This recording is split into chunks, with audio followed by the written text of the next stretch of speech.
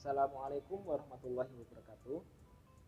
Saya Muhammad Ramdhani dengan NIM 41014200087. Di sini saya akan membahas mengenai geometri yang terbagi menjadi dua garis besar. Namun sebelum itu, ada yang mengenal tokoh matematikawan Yunani yang bernama Pythagoras yang hingga teoremanya hingga saat ini masih digunakan, atau Archimedes yang beliau pernah beralian dengan telanjang bulat karena menemukan sebuah teori dan berteriak Eureka, Eureka, Eureka. Pasti kalian tahu. Namun seorang ilmuwan, dia bernama Euclid, dia hanyalah ilmuwan biasa, namun dia terkenal dengan sebuah karangan bukunya yang berjudul The Elements. Buku tersebut menjelaskan mengenai 5 postulat yang dibuatnya, dan juga dia dapat membuktikan 441 teorema dengan hanya 5 postulat yang digunakan.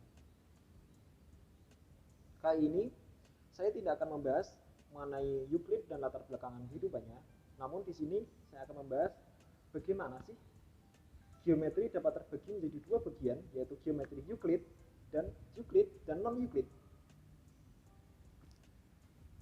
Geometri dapat terbagi menjadi dua bagian karena postulat yang dibuat oleh Euclid sendiri, yaitu postulat yang pertama berbunyi sebuah segmen garis dapat dibentuk dari dua buah titik.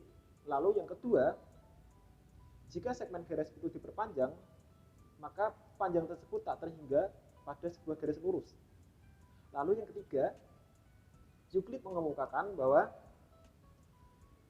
kalian dapat membuat sebuah lingkaran dengan sebuah segmen garis yang salah satu ujung segmen garis sebagai titik pusat lingkaran dan segmen garis tersebut menjadi jari-jari lingkaran.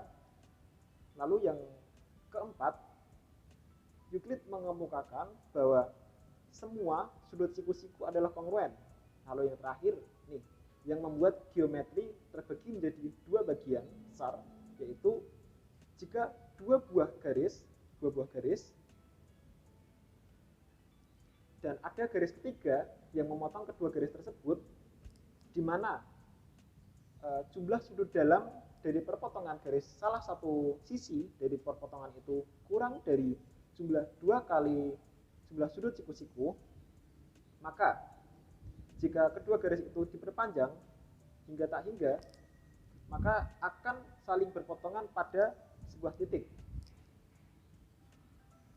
5 postulat tersebut berlaku hingga abad ke-19 Masehi. Namun, ketika ada beberapa ilmuwan, yaitu ini, dan juga ini, menyangkal postulat yang kelima yang dikemukakan oleh Euclid, maka terbentuklah dua buah geometri, yaitu geometri Euclid yang dikemukakan oleh Euclid dan juga geometri non-Euclid yang tidak menggunakan postulat kelima tersebut.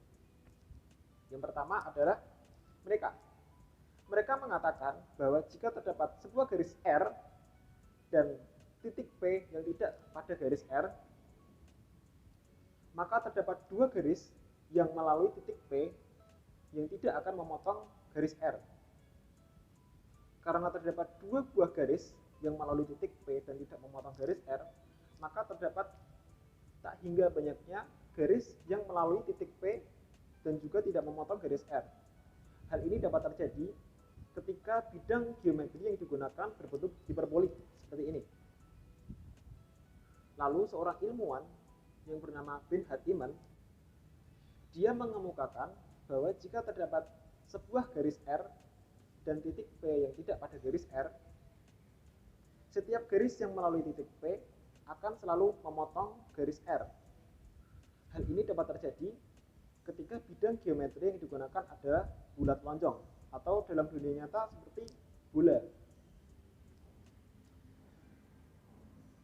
Geometri dapat terbagi menjadi dua bagian ini dilandasi dengan bidang geometri yang digunakan.